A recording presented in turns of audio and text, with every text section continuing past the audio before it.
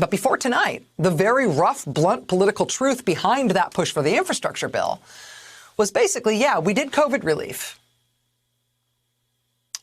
We were able to do that because of budget reconciliation.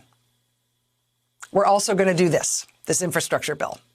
But then that's it. That's all we're going to be able to get to do, because we only get 2 bills that we can pass under budget reconciliation. COVID was first. This is the second thing, but then that's it. So let's make sure this one, the infrastructure one, is really good and it's got everything we want in it, because it is the last thing that will pass the Senate. As the last legislation that will get made in the Biden era, it is the last thing that President Biden will be able to sign.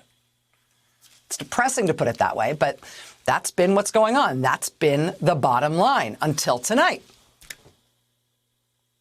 Tonight, the yips and whoops and OMGs coming from your local civic store teenager down the hall, those noises and exclamations were about this.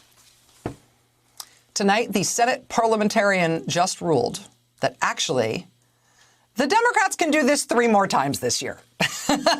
Wait, what? This budget reconciliation thing that we're talking about. Usually it's only once a year that you can do this.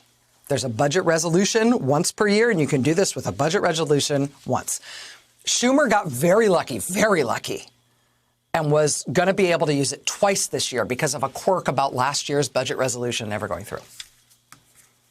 So he was going to get 2, which is a huge deal, COVID relief and infrastructure. But Schumer's staff, a week or so ago, a couple of weeks ago, apparently went to the parliamentarian of the Senate and said, hey, we've looked into this admittedly arcane rule that has huge real-world consequences for the American people. And we think, actually, we don't have one more thing that we can pass this year with just 50 votes. We think if you look closely at the way this rule is written, we can do this 3 more times this Congress. Which means, in real practical political terms, they can do COVID relief, check, done. They can do infrastructure, working on it. And then they can do 2 more things this Congress, which means this year and next year, even if they don't get a single Republican vote. They went to the Senate parliamentarian with that proposal, and tonight the Senate parliamentarian said, yeah, I agree. Actually, you're right. And I know it's like a ruling of the Senate parliamentarian. It sounds like the smallest thing in the world, but this is like, you're doing your laundry and you find $5 in your pocket. Oh, you're psyched. $5. I didn't know that was there. Then you finish the laundry, you pull your clothes out of the dryer, pull out the lint trap to clean it, and there's a couple of $100, a couple $100 bills stuck in there with the lint. Holy mackerel, I was psyched for $5. Look, here's 200.